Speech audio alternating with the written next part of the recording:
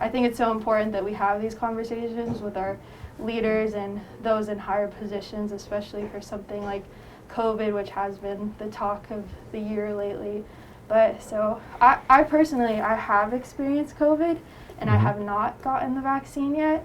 So when I experienced COVID, I had very minimal symptoms. I had symptoms such as congestion, runny nose. I did lose my taste and smell. I feel like that's when I knew I had it and I needed to go get a COVID test because I'd not experienced anything like that before. But personally, my symptoms were nothing more than like a common cold. So the question that I have had for myself is, well, why would I get a vaccine for something that I really had minimal symptoms over, and I could still perform my everyday duties, and I still felt like I could go to work and be fine, but here I am stuck in my room, quarantine, and recovering from COVID. But that's the question that I've mainly had for myself is, why would I get a vaccine for something that I had very minimal symptoms with? Yeah, and that's a great question that a lot of people have had. And like you, I also contracted COVID early this year. So it's a personal choice, to be quite honest with you. I think everybody has their why, for example. I mean, we talk about your why with regard to your job and why you chose to come into the Marine Corps and things like that. And so for me, my why was the fact that I'm in healthcare, you know, and so although I'd gotten the COVID vaccine or virus, and I had obviously developed some level of immunity to it, I felt like that the vaccine provided me an additional layer of protection, not just for me, but for the people that I may come in contact with. So as I looked at the fact that I would potentially come in contact with high-risk people at my work, at the hospital, for example, I didn't know, you know, if the person I was standing next to at the line in Target was suffering from cancer and potentially had a compromised immune system. I didn't know if the person getting into the Uber after me would be a couple with a newborn. And more importantly, I think I know that I wanted to be able to go and visit my parents who are in their 70s and not have as much worry or concern that I may be an asymptomatic carrier and potentially bring it to them who would potentially have a much more significant response to the virus. You know, like your experience was very mild, mine was very mild. But I don't know what would have been if my parents had gotten that, or, you know, and God forbid it would have been something worse.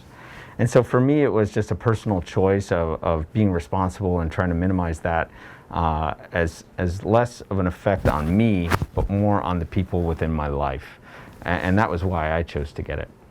The fact that it's still under an EUA is reasonable for people to still have a little bit of concern about whether I should get it or not, because it is voluntary at this point. And so I think that, you know, people need to kind of decide for themselves where that line is, what that why is for them, and then make a good decision on whether they would like to get the vaccine or not. Yeah, sure. So for you personally, sir, did you have any concerns with the long-term effects of the virus? I didn't. You know, looking at what they were able to see from the vaccine originally, obviously the data is very limited, right? I mean, we've only just started vaccinating people earlier this year. The vaccine was just developed, you know, within the last year.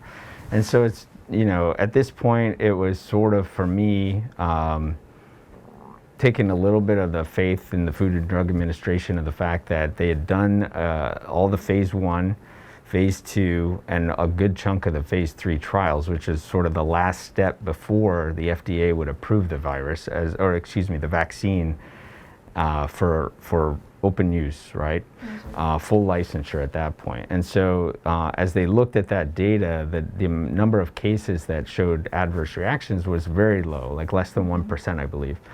However, the benefits in that study population was vastly greater than the risk. And so for me, you know, there is a little bit of that question mark about the long-term side effects, but as a, you know, being a little bit older, I felt that was a less of a concern for me personally. And the benefits, again, just kind of all the things that we've talked about before with regard to the exposure to people that I may not even know are suffering from other illnesses or conditions that I could put them at risk for. Right.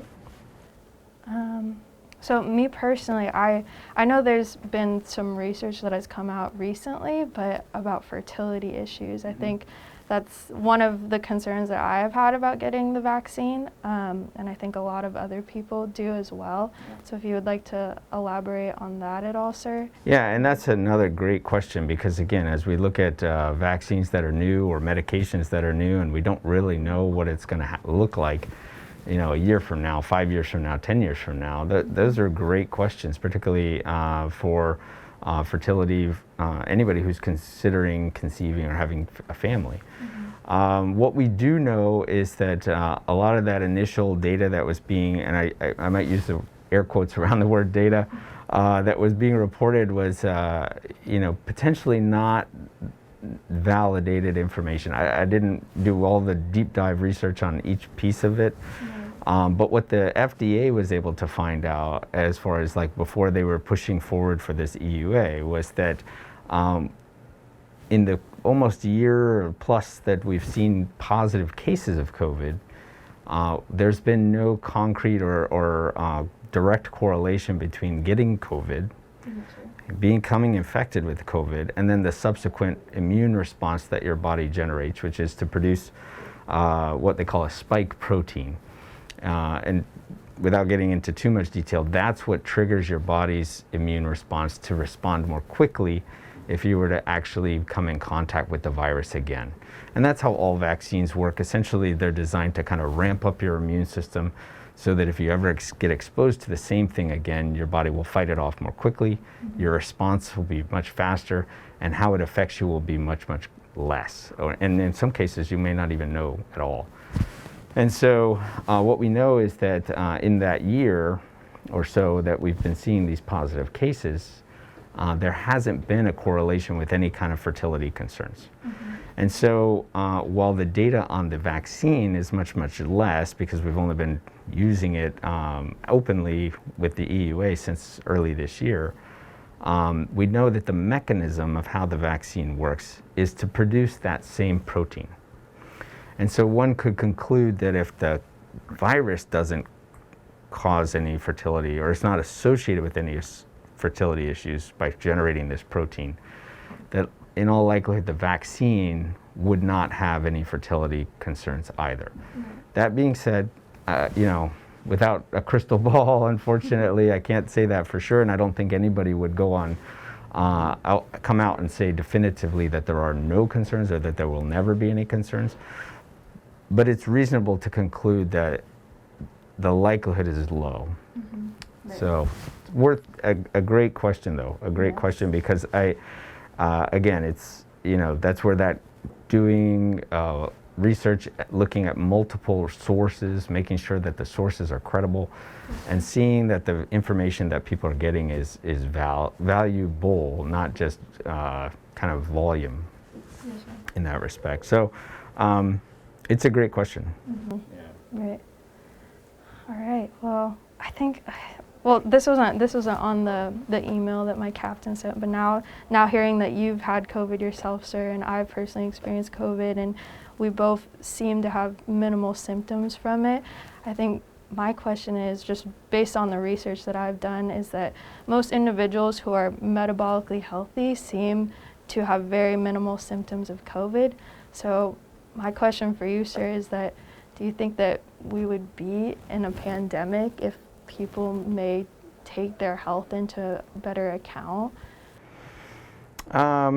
Definitely lifestyle choices affect your overall health, and whether we're talking COVID or we're talking cholesterol problems or heart disease or any of those health issues, 100% your lifestyle contributes to your overall body health. Whether we would be in a pandemic if everybody lived a much more healthy lifestyle, it's difficult to say for sure, but I think you could conclude that the likelihood is yes. Like at least the impact of the pandemic would have been less. Now, we're looking at an age spectrum of affected people from, newborns to 90s and plus, And so regardless of how great your metabolics are, your health is, when you hit those extremes of age, you're just more vulnerable. And so, that may not have changed significantly in this pandemic regardless. And so that's, again, that vaccine provides a layer of protection when you're in those extremes that you wouldn't necessarily get without having gone through either one, getting it, or two, being vaccinated. And so when you're more susceptible and you're able to mount a faster, more effective response, you're more likely to bounce back or recover. And so a young, healthy Marine will in all likelihood bounce back and not have any issues regardless. A 90-year-old doesn't have the ability to really bounce back that quickly. And so when we look at population health and we look at the importance of the vaccine, it's less targeted of like, I'm not as worried that you were going to end up in the ICU. I mean, it's a possibility. I'm more worried that my parents, my 70-year-old parents, may end up at the hospital. And they may end up in the hospital because I was an asymptomatic carrier and went to visit them and then got them sick. And so that's where I think the big value of the vaccine is less me and more everybody else. All right. Well, unless you have anything else you'd like to add, sir? No, I appreciate you coming by, and I think, unfortunately, there's,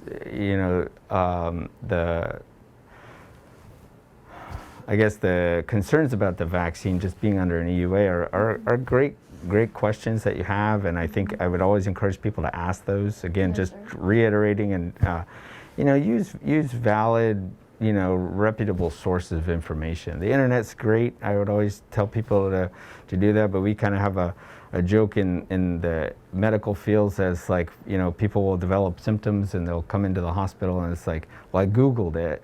And almost like the first, second, and third options are always that either I have cancer or I'm going to die, and it's so just take it with a grain of salt a little bit, and ask, utilize your healthcare team. They're a great resource. The FDA and the CDC both have great resources on their website about questions about the vaccines, the development of the vaccines, safety concerns of the vaccine, the release of the vaccine. And how they got to the point of feeling like an EUA was an appropriate course of action. And again, just, as long as I think people take the time to kind of educate themselves with that good information, just make the best choice that you feel is right for you. We would always encourage people to get the vaccine. It's available to anybody who wants it. At this point, at Cottage Field House, we've got plenty of vaccine for anybody that's part of 2MEF. And the dependent populations are able to get it through the hospital. And so there's plenty of it. But it is voluntary. We're not trying to, make it mandatory at this point. Once it is federally approved, or I should say the FDA gives it its final licensure, that may change. And they have applied for that license, but that may take a few months because it has to go through a more stringent review of all the data by the scientific professionals that are part of the FDA. But yeah, that's, I think I would encourage people to consider it, and make a good informed decision. Yes, sir. I'll definitely consider it then, sir. All right. All right. It was a pleasure speaking with you, sir. It was great to talk to you too. Thank you. If you have any other questions, please let me know. Thank you, sir.